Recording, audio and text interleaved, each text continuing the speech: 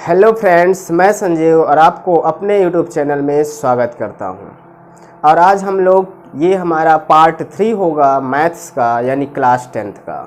वो चाहे CBSE pattern हो, चाहे वो एमपी बोर्ड का हो, यानी हम फॉलो करते हैं केवल एनसीईआरटी पैटर्न को। इसमें दोनों लैंग्वेज आपको समझाया जाएगा, कोशिश यही रहेगी। ठीक है, तो आप परेशान मत होइएगा बिल्कुल। और आप यदि सच में क्लास 10th के स्टूडेंट हैं या 9th के स्टूडेंट हैं तो आप इस वीडियो को पूरा देखिए। मैं आशा दिलाता हूं कि आपको ये वीडियो देखने के बाद इस एक्सरसाइज में ऐसा कोई भी क्वेश्चन या प्रॉब्लम्स आपको नहीं होगी कि आप नेक्स्ट वीडियो किसी और की वीडियो देखने को मजबूर हो जाएं।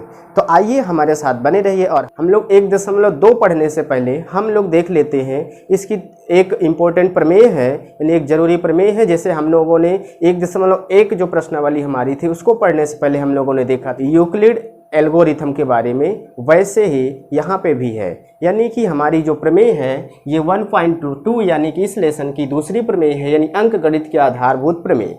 तो ये कहाँ से आई, कैसे आई और किसने दिया, इसके बारे में थोड़ा जान लेते हैं। बहुत ही ज़रूरी है क्योंकि ऑब्जेक्टिव यहाँ से बन जाता है कभी कभी। तो ये जो था ये यूक्लिड ने ही अपनी पुस्तक में वर्णन किया था इस नाम से फेमस होने से पहले। लेकिन इसकी सही उत्पत्ति मानी जाए तो ये किसने किया था? देखिए, इनकी सही उत्पत्ति किसने दिया था? कार्ल फ्रेडरिक गॉस ने दिया था। ये क्या है, एक तरह के गणितज्ञ और वैज्ञानिक यानी दोनों थे, यानी कि इनकी रुचि जो है गणित और विज्ञान दोनों में थी। ठीक है, तो कार्ल फ्रेडरिक गॉस ने इसको क्या किया था कि बहुत ही अच्छे से उत्पत्ति के रूप में इन्होंने बताया है। अपनी पुस्तक, इनकी पुस्तक का नाम था डिस्क्विशंस अरिथमेटिकी, इनकी पुस्तक का नाम है।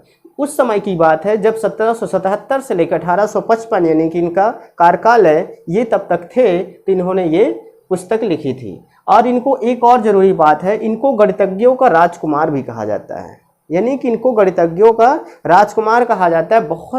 बहुत ही अच्छे से इनको यानी कि बताया गया है। और ये उन गणितज्ञों में भी हमेशा पहचाने जाते हैं, अब भी पहचाने जाते हैं। जब भी कभी आर्किमिडीज या न्यूटन का नाम लिया जाता है तो इनका भी नाम जरूर आ जाता है, क्योंकि ये फेमस गणितज्ञों में से एक हैं।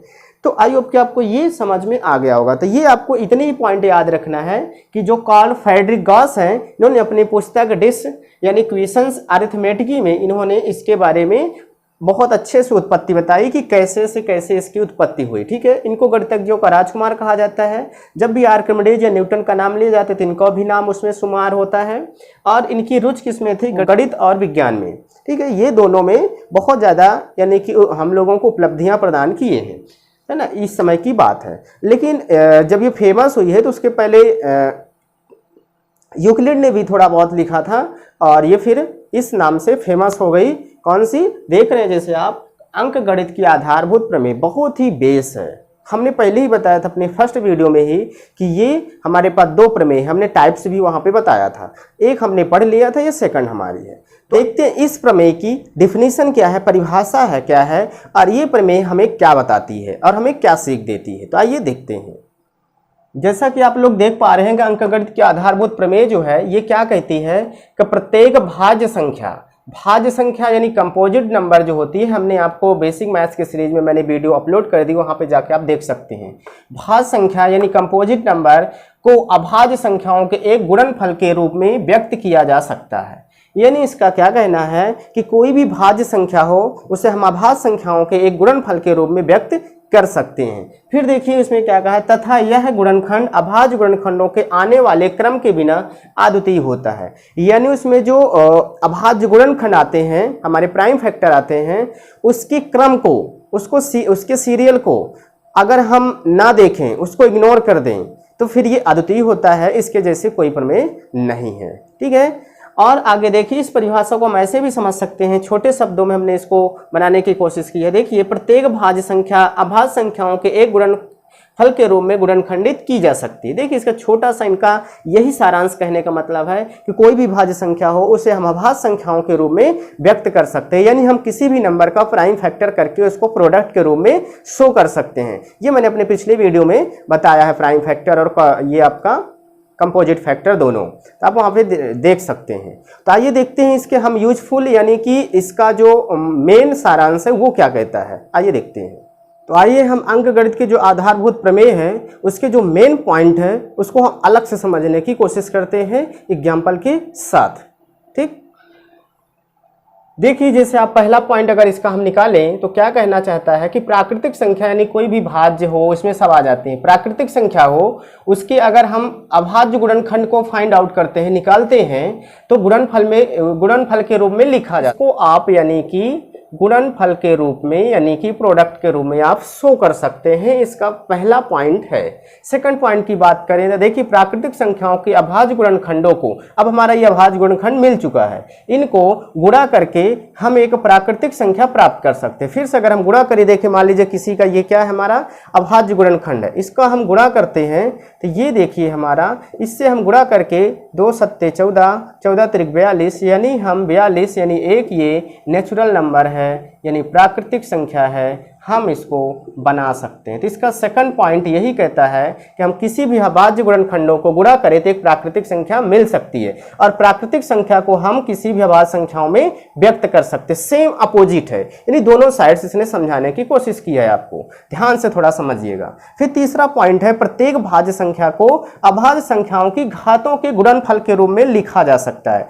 गुणनफल के रूप में मतलब देखिए जैसे यहाँ पे हमने 40 का फैक्टर किया तो ये मिला, फैक्टर कर सकते हैं, तो इसको घातों के रूप में मतलब जैसे यहाँ पे 1 2 3, 2 कितनी बार है 3 बार है, तो इसको पावर लगा दीजिए 2 की पावर 3, तो इसका मतलब यही हुआ। और ये हमारा क्या है 5, एक बार है तो इसको 1 शो कर सकते हैं। एक को लिखना जरूरी नहीं होता है, एक से ज्यादा जब होता है तो लिखना कंपलसरी हो जाता है। एक को शो भी कर सकते हैं, भी शो कर सकते हैं। तो देखिए यहाँ पे आधारभूत की प्रमेय जो है बहुत ही ज्यादा इंपॉर्टेंट हो जाती है, क्योंकि देखिए मेरी एक आदत है कि मैं कभी भी किसी भी लेसन को, किसी भी टॉपिक को, किसी भी चैप्टर को, किसी भी क्वेश्चन को मैं डायरेक्ट नहीं बताता हूँ, उसके बारे में डिटेल इंफॉर्मेशन आपको दूंगा, तभी आप उसको बेहतर तरीके से आप समझ सकते हैं। कि हम बस अब उठाएं एक्सरसाइज और बस आपको क्या करें क्वेश्चन टू क्वेश्चन यानी आपसे बात करें, तो आपको ये हुआ रटाना हुआ, आपको रटाना हुआ कि आप इस क्वेश्चन को ऐसे रट लीजिए, काम खत्म। ये नहीं करना है आपको। अगर आप सच में अगर क्लास 10th के स्टूडेंट हैं और आपको अच्छी नंबर लाना है मैथ सब्जेक्ट में, लगभग 95 से एबव लाना है, 100 का टारगेट होना है, तो आपको एक्सप्लेनेशन के साथ विथ डिटेल के साथ आपको सीखना पड़ेगा और उसको समझना पड़ेगा। आपको रटना नहीं है। यहाँ पे no hard study only smart study आपको कराएंगे हम। बस आप बने रहिए हमारे वीडियो के साथ और सपोर्ट करते रहिए। आइए आगे देखते हैं हम। अब एक्सरसाइज में चलते हैं। एक्सरसाइज से चलने से पहले थोड़ी सी एक फार्मूला और है, उसको हम समझ लेते हैं।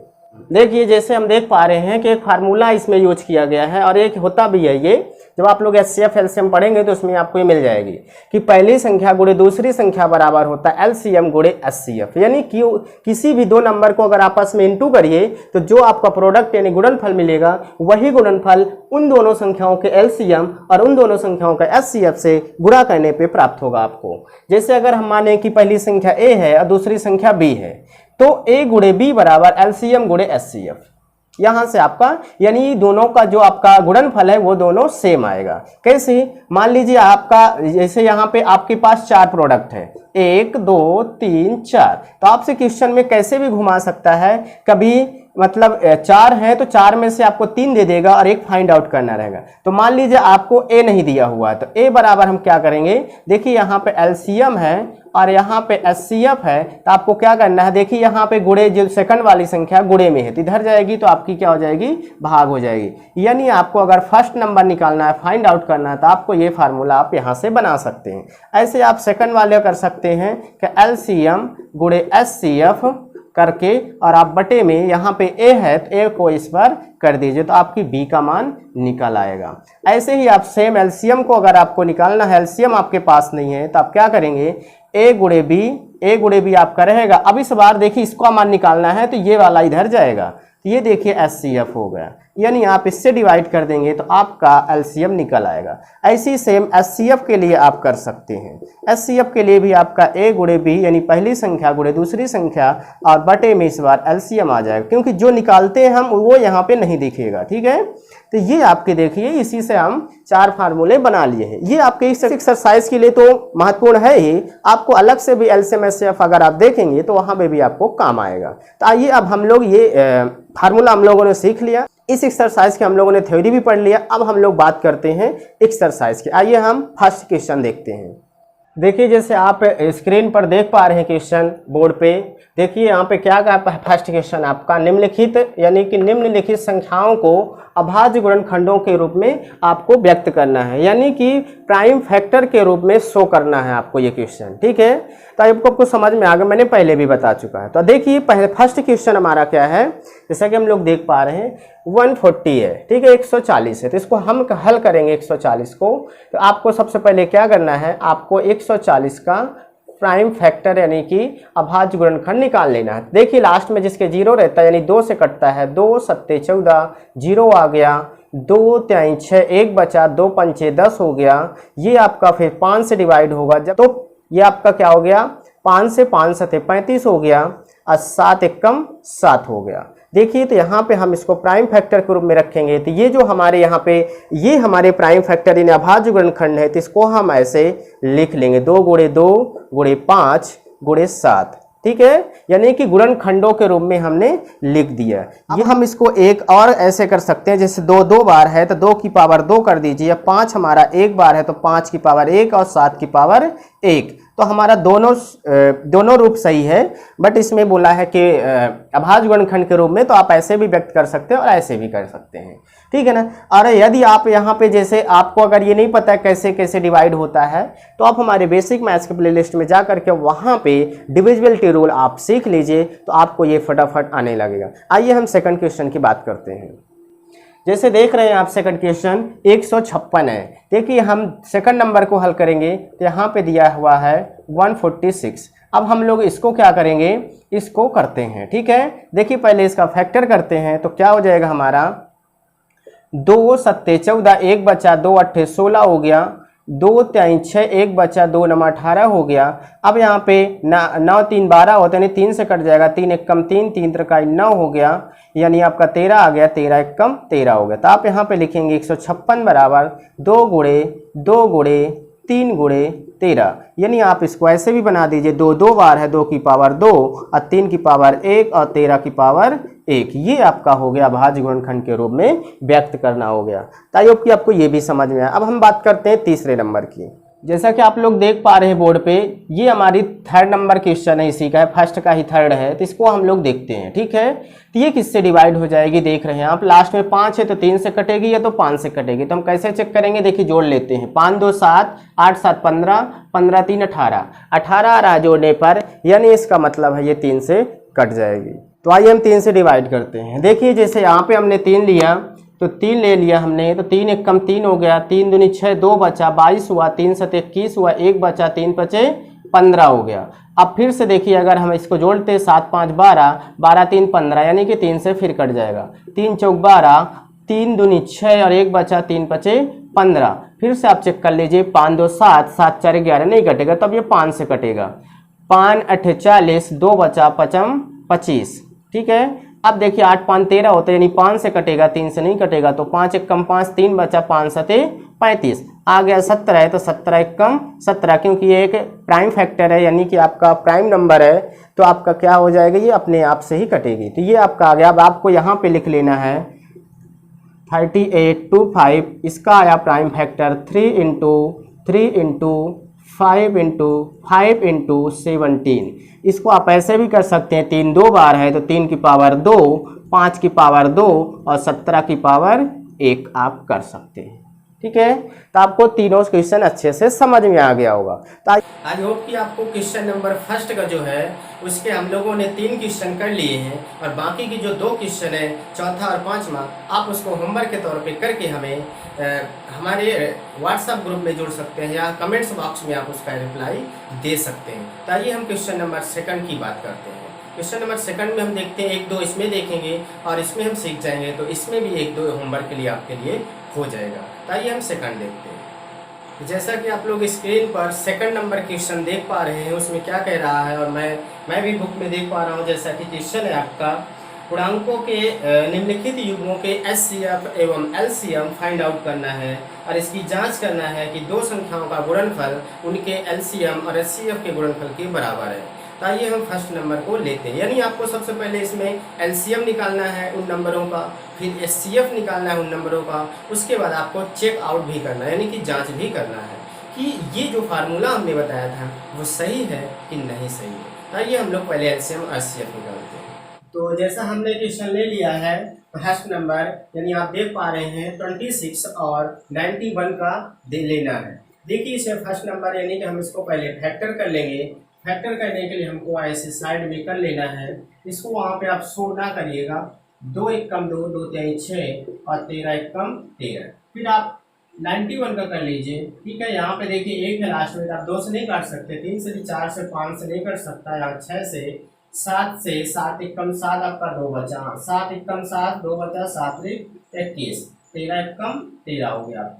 अब आपको यहाँ पे सिंपल सा क्या करना है, 26 लिखना और इसका आपको प्राइम फैक्टर के रूप में आप रख लेंगे। ठीक है, उसके बाद आप 91 लिख लीजिए 51 और इसका आप लिख लीजिए। अब आपको यहाँ पे एलसीएम निकालना है, तो आप क्या कीजिए, एलसीएम के लिए आपको क्या करना है, पेयर बनाना पड़ता है यानी जो मैच करे। इसमें 2 है, इसमें 2 कहीं नहीं है, इसमें 13 है, इसमें 13 है, ये देखिए, और इसमें 7 इसमें 7 नहीं है। तो आप क्या कीजिए, आपको सबसे पहले इस जोड़े में से एक संख्या ले लेना है और फिर जो आपका जो बचे हुए हैं उनको भी आप ले सकते हैं। अब आप सोच रहे होंगे कि हमने यहाँ पहले इनको क्यों ले लिया, इनको क्योंकि हमने आपको डेफिनेशन में बताया था अंकगणित की प्रमेय में कि यहाँ पे क्रम को इग्नोर करना है। क्रम आप आगे पीछे कर सकते हैं, वही आंसर आएगा। ठीक है, तो यहाँ पे 13 गुणे 2 यानी कि आपका क्या से 13 7 91 और 91 दूना कितना हो गया आपका 182 हो गया, यानी आपका एलसीएम आया 182 हुआ। ठीक है, आप कैसे भी पहले इसका गुणा कर सकते हैं या फिर इसको कर सकते हैं, इसको कर सकते हैं, आपको गुणा सही होना चाहिए। ठीक है, अब आपको बात करते हैं हम एचसीएफ की बात करते हैं। ठीक है, एचसीएफ में क्या करना होता है, जो जोड़ा बनता है उसी में से एक संख्या ले लेते हैं, बाकी नहीं लेते हैं। जिनका आपका जोड़ा नहीं बनेगा उनको हम नहीं लिखते हैं। यही एलसीएम और एचसीएफ में डिफरेंस है। आइए अब हम इसको चेक आउट करते हैं, ये सही है कि गलत है। देखिए जैसे आप बोर्ड पर देख पा रहे हैं, उत्तर की जांच हम लोग करते हैं इसमें। तो इसमें क्या होता है आपका फार्मूला, पहली संख्या गुणे दूसरी संख्या गुणे एलसीएम बराबर एलसीएम गुणे एचसीएफ होता है। ठीक है, आपको क्या करना है, दोनों साइड को एक साथ लेके चलना है।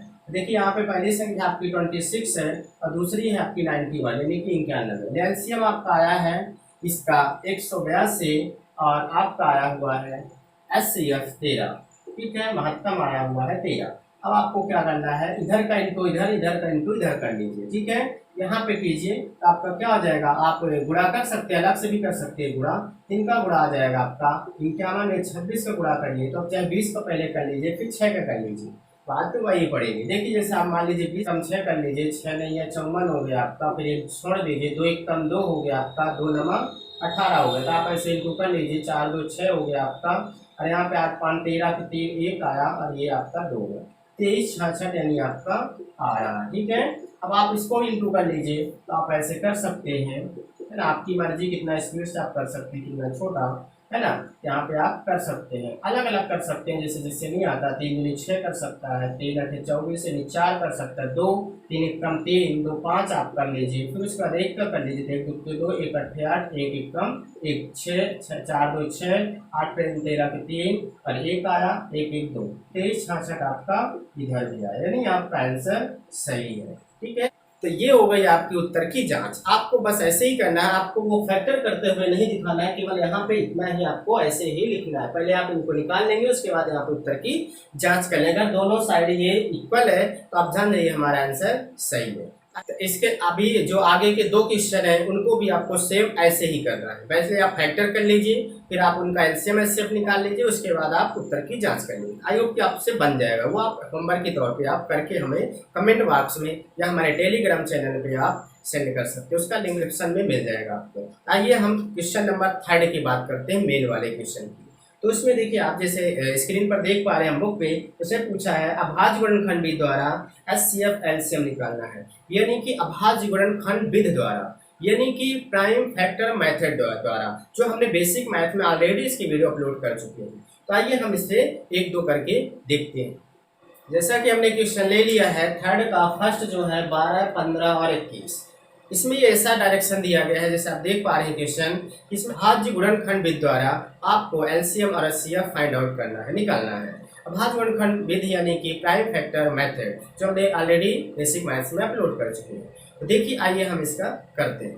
तो सबसे पहले इनको आप अलग अलग यानी प्राइम फैक्टर द्वारा अभाज्य गुणनखंड द्वारा यानी अलग अलग किया जाता है। तो आप ऐसे करिए, पहले 12 का प्राइम फैक्टर निकाल लीजिए, गुणनखंड यानी 2 छक्के 12 हो जाएगा, 2 3 6 हो जाएगा, 3 एकम 3 हो जाएगा। ऐसे आप 15 का निकाल लीजिए, 15 का निकालेंगे 3 5 15 हो गया, 5 एकम 5 हो गया। अब 21 का आप निकाल लीजिए, 21 का निकालेंगे तो 3 7 21 हो गया, 7 एकम 7 हो गया। अब आपको सीधा सीधा क्या करना है, यहाँ पे लिखना है 12 के बराबर में, यानी इसके जो जो प्राइम फैक्टर आए हैं उनको लिख लेना है, 2 गुणे 2 गुणे 3। उसके बाद आपको 15 का करना है, तो 3 गुणे 5 आपका वो आया हुआ है, ठीक है, ये 3 और ये 5। अब 21 का आपको लिख लेना है, 21 का लिखना है तो 3 गुणे 7 आपको कर लेना है। अब आपको निकालना है एलसीएम। तो आपको क्या करना है, एलसीएम के लिए जोड़ा बनाना पड़ता है। तो देखिए यहाँ पे 2 है, 2 कहीं नहीं है, 3 है, 3 आपका यहाँ भी है, 3 यहाँ भी है, 3 यहाँ भी है, ठीक है। एक संख्या हमने लिख लिया एक पेयर से। अब बाकी आपकी जो बचे आप सभी को लिख लीजिए। 2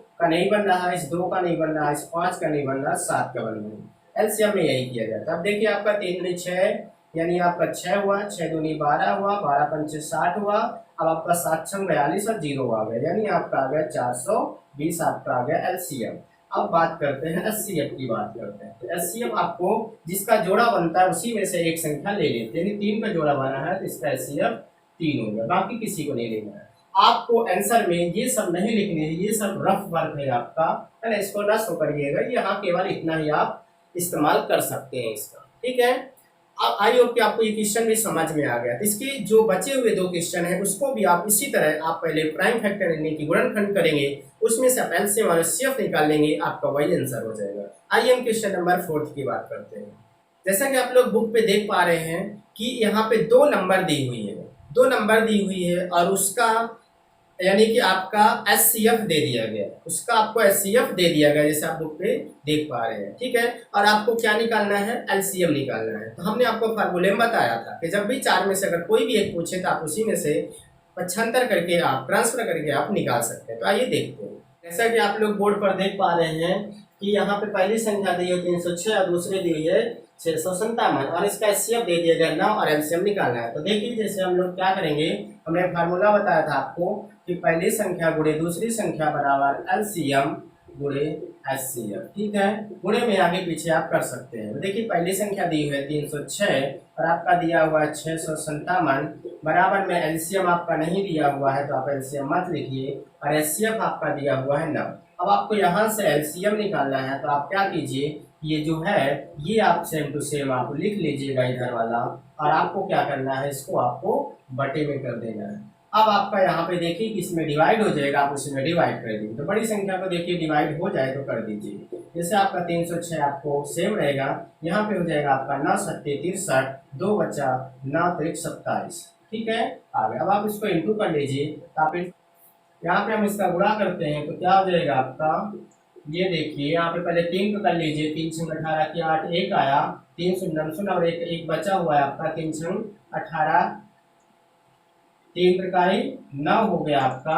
अब देखिए यहाँ पे एक छोड़ दीजिए, 7 छंग 42 की 2 आया, 4 आया, 7 0 यानी 4 आ गया, 7 त्रिक 21। अब आप इसको प्लस कर लीजिए, 8 आया, यहाँ पे 3 आया, यहाँ पे 9 4 13 3 1 आया, 2 आया, 2 22,338 आया, 22,338 आपका आंसर आ गया, यानी यही आपका एलसीएम होगा, ठीक है, ये आपका एलसीएम होगा। आप दूसरे तरीके से भी निकाल सकते हैं, इन दोनों संख्याओं की हेल्प से इनसे आप एलसीएम निकाल सकते हैं। अलग अलग फैक्टर कर लीजिए और जोड़ा मिला लीजिए और वहां से भी एलसीएम निकाल सकते हैं। तो इसके कई तरीके हो सकते हैं, लेकिन जब आपको फार्मूला दिया हुआ तो आप उसी से बेटर तरीके से निकाल सकते हैं।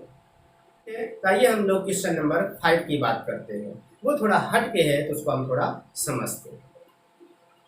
जैसे आप लोग देख पा रहे हैं क्वेश्चन नंबर 5, इसने बोला है कि आपको चेकआउट करना है, यानी कि जांच करना है किसी प्राकृतिक संख्या n के लिए संख्या 6 की पावर n अंक 0 पर समाप्त हो सकती है। यानी इसको हम पहले समझने की कोशिश करते हैं। इसका कहने का मतलब ये है, यदि हम एक्सप्लेन करें कि कह रहा है 6 की पावर n हमारा क्या है, कोई भी नंबर हो सकती है, 0 1 2 3 ऐसे ही कोई भी नेचुरल नंबर हो सकती है। तो देखिए यहाँ पे कह रहा है अगर 6 की पावर हम एक बार 0 लगाएं तो देखिए क्या आएगा, जिसकी पावर 0 होती है उसका मान 1 होता है। ऐसे हम 6 पावर अगर 1 करें तो 6 आएगा, ऐसे हम 6 पावर 2 करें तो यहाँ पे 36 आएगा। ऐसे आपका बढ़ता चला जाएगा। लेकिन हम यहाँ पे देख रहे हैं कि इसकी पावर आप कितनी भी कर लीजिए, लास्ट में आपका हमेशा क्या आएगा, 6 ही आएगा।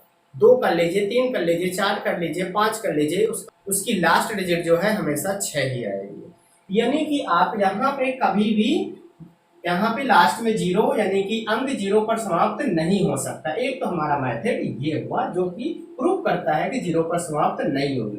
दूसरा मेथड हम देखते हैं, यदि हम 6 को फैक्टर करें 2 और 3 मिलेंगे। ठीक है, जैसे हमने 6 को फैक्टर किया तो क्या मिला, 2 3 6 और 3 1 कम 3। तो यहाँ पे आपका अगर इसका पावर n लगाते हैं तो ये देखिए, और जबकि यहाँ पे अब यानी कि फैक्टर का मतलब ये 2 से भी डिविजिबल है और 3 से भी डिविजिबल है। ठीक है, लेकिन यहाँ पे इसको 0 पर समाप्त होने के लिए इसको 5 से भी डिविजिबल होना चाहिए, जो कि ये नहीं है। 5 का इसमें गुणनखंड शामिल नहीं है, और जब ये शामिल नहीं है तो इसका 0 पर समाप्त होना कभी भी पॉसिबल नहीं हो सकता है। यानी हम 2 मेथड के जरिए हमने इसको समझ लिया। यानी इसका कुछ आंसर इस तरह आप लिख सकते हैं, ये हमने यहाँ पे लिखने की कोशिश की है। 6 की पावर n यानी कि 2 की पावर n, इसको हमने फैक्टर किया तो आप यहाँ पे लिख लिए। इसका गुणनखंड 5 नहीं है, अतः आप किसी भी प्राकृतिक संख्या n के लिए 6 की पावर n संख्या जो है अंक 0 पर समाप्त होने वाली संख्या है, 5 से हमेशा विभाज्य होती है, और यह संख्या 5 से विभाज्य नहीं है। यानी कि अगर 6 की पावर n अगर कोई संख्या हमको चाहिए तो 5 से डिविजिबल होनी चाहिए, जो कि यहाँ पे पॉसिबल नहीं है। इसलिए यहाँ पे ऐसी कोई नेचुरल नंबर नहीं है जिससे हम 6 की पावर लगाएं और उसका लास्ट अंक 0 आए। तो आई होप कि आपको समझ में आ गया होगा। इसका आंसर आप ऐसे भी लिख सकते हैं, या फिर आपको जैसे टीचर सजेस्ट करे या आपको जैसे सोल्यूशन अच्छा लगे। लेकिन इसको आप ये नीचे हमने समझाने के लिए हमने लिखा है, इसको आप बिल्कुल भी नोट मत कीजिएगा। ये समझाने के आप साइड में रफ वर्क में कर सकते हैं, बाकी आपका आंसर ये है। ठीक है, आई होप कि आपको ये समझ में आया होगा। अब हम बात करते हैं क्वेश्चन नंबर 6 की।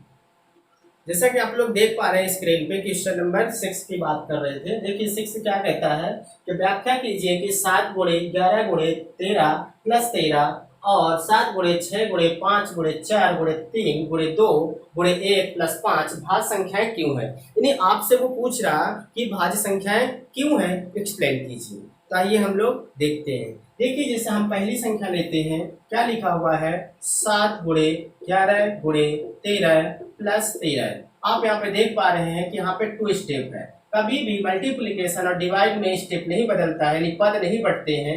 यहाँ पे प्लस और माइनस से पद बदल जाते हैं। देखिए यहाँ पे आपका क्या, एक पद ये हुआ, एक पद ये होता है। इस पद में देखिए कॉमन क्या, 13, इसमें भी 13 आप कॉमन ले लीजिए, और आपके अंदर क्या बचे, इसमें 7 बचा हुआ है, इसमें 11 बचा हुआ है, और इस वाले पद में आपका 1 बचा हुआ है, इसको लिख लीजिए। अब आप यहाँ पे क्या कीजिए, गुणा करते हैं तो 11 से 77 और 1 आपका क्या हो गया 78। पहले गुणा करेंगे फिर जोड़ देंगे।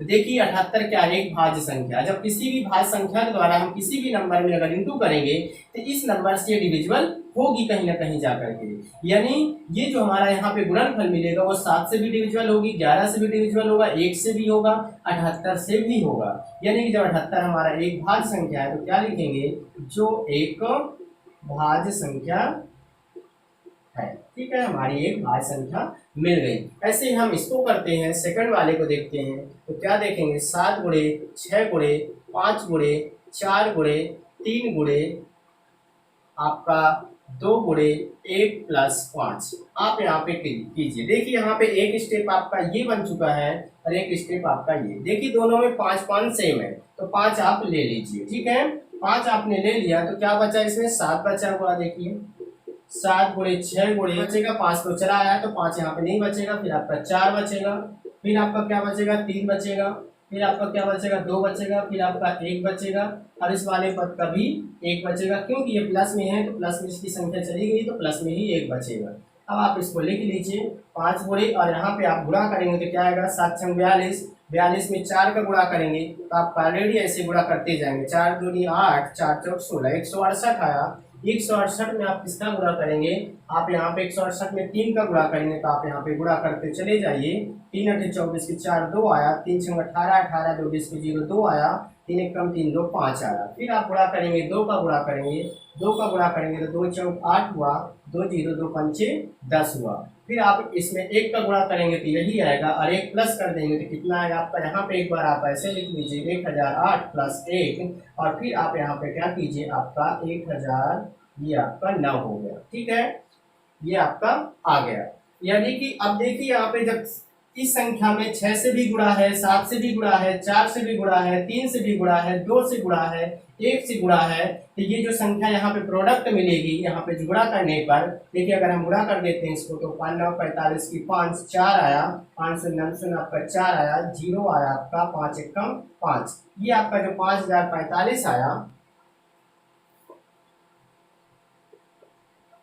5 4 आया, 5 9 4 5 ये आया आपका। तो ये आपको कैसे मिला हुआ है, 7 से इंटू करने पे, 6 से इंटू करने पे, 4 से, सभी का इंटू, ये सभी संख्याओं से डिविजिबल भी होगी। जब डिविजिबल होगी तो आप लोगों ने यहाँ पे देखा कि 6 भी से डिविजिबल है, 6 से डिविजिबल यानी 6 से विभाजित है, तो 6 एक क्या है हमारी भाज्य संख्या है। यहाँ पे क्या लिख देंगे, जो एक भाज्य संख्या है, ये आपका हो गया। आई होप कि आपको समझ में आ गया होगा। तो आपको ऐसे ही लिखना है, इसको नहीं करना है, ये आपका रफ वर्क है, आप यहाँ पे रफ वर्क में इसको करिएगा, बाकी आपका आंसर यही होगा। यानी कि आपकी ये दोनों क्या है, आपकी एक कंपोजिट नंबर है।